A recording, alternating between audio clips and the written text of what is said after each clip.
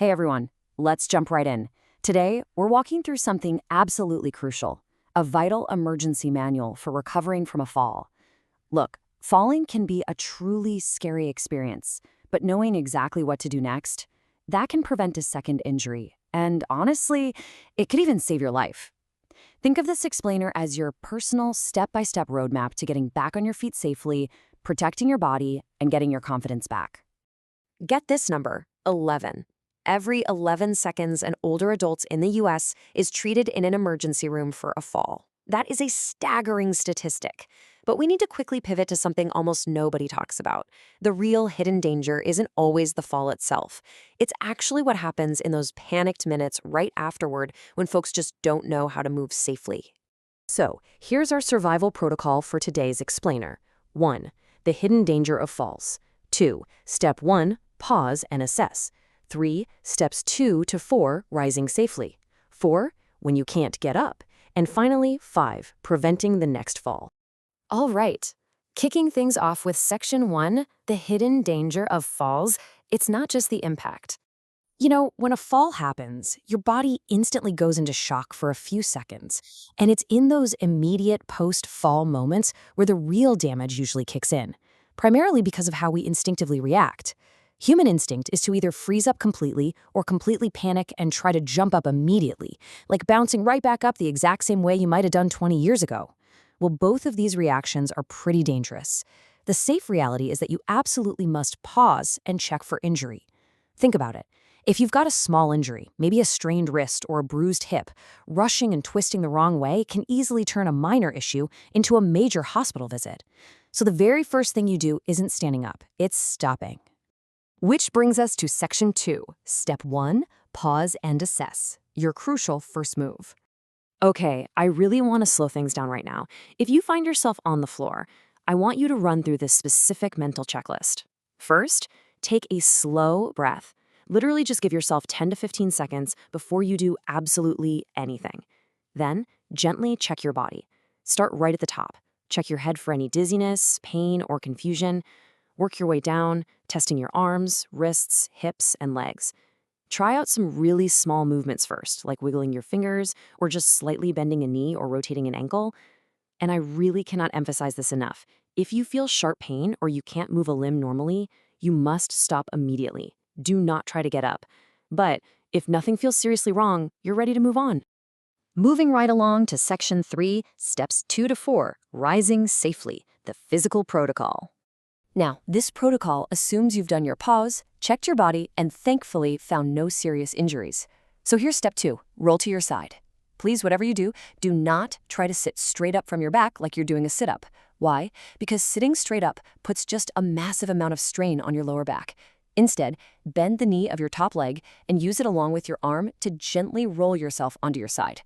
And just rest there for a few seconds. This is totally crucial because it gives your blood pressure time to adjust, which makes sure you don't get all dizzy and lightheaded when you make your next move. So, from your side, we hit Step 3. Push yourself up onto your hands and knees. From there, your goal is to slowly crawl toward the nearest sturdy piece of furniture. We're talking a heavy chair, a couch, or a solid bed frame. And hey, I want to reassure you, crawl slowly. Take your time. There is absolutely no rush and zero shame in taking a minute to get there safely. But you've got to be incredibly careful about what you choose to pull up on. Never use items that can slide or tip, things like small tables, rolling chairs, stools, lamps, or light shelves. Grabbing the wrong wobbly object is exactly how a devastating second fall happens, because it'll just give way right underneath you. Always take 5 extra seconds to choose something completely solid. Once you reach that solid furniture, we enter Step 4. We're looking at a clinical physical therapy term here called the half-kneel position. Here's how it works. You place both hands firmly on that sturdy furniture, say the seat of a heavy chair. Then you bring one foot flat on the floor so your knee is bent at about a right angle. This position is brilliant because it forces you to push down through your hands and your front foot using your big, strong leg muscles rather than relying on your vulnerable lower back or just your arms to hoist the whole operation up. Now, I want to pause for a second and address a really, really important question. What if you do all this? You assess the situation and you realize you just can't get up. Maybe you lack the strength today, or maybe moving is causing pain you totally didn't notice at first.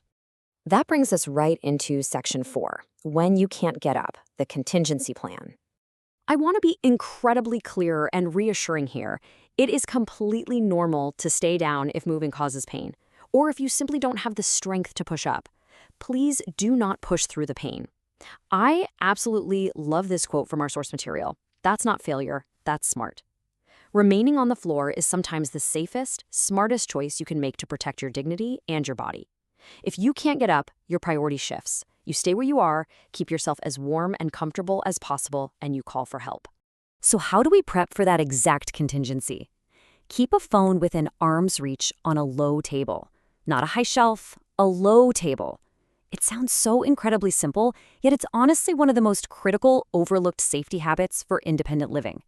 Whether it's a mobile phone, a medical alert button, or just being able to call out if someone is home, keeping communication low to the ground ensures you can reach it and get help without ever having to stand up.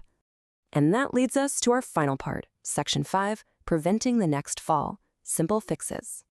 Because look, the absolute best fall is the one that never even happens in the first place, right? So let's look at common triggers. Most falls at home don't happen out of nowhere. They're triggered by everyday tasks.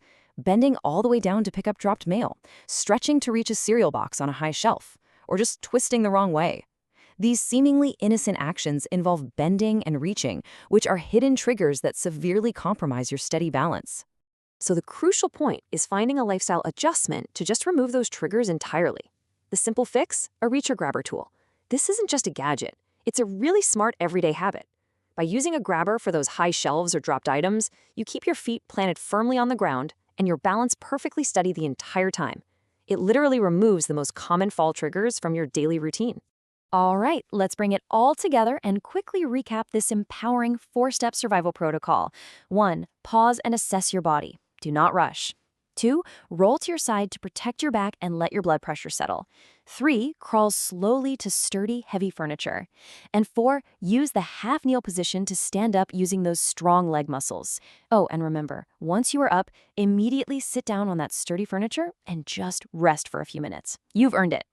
As we wrap up this explainer, I want to leave you with a final thought to mull over. True independence isn't about never falling, it's about knowing exactly how to get back up. You now have the knowledge and the actual protocol to protect yourself. So I ask you, what one change will you make today to fall-proof your tomorrow? Whether that's moving your phone to a lower table or rethinking how you reach for things in the kitchen, you're now equipped, calm, and ready to implement these safety habits. Thanks so much for joining me.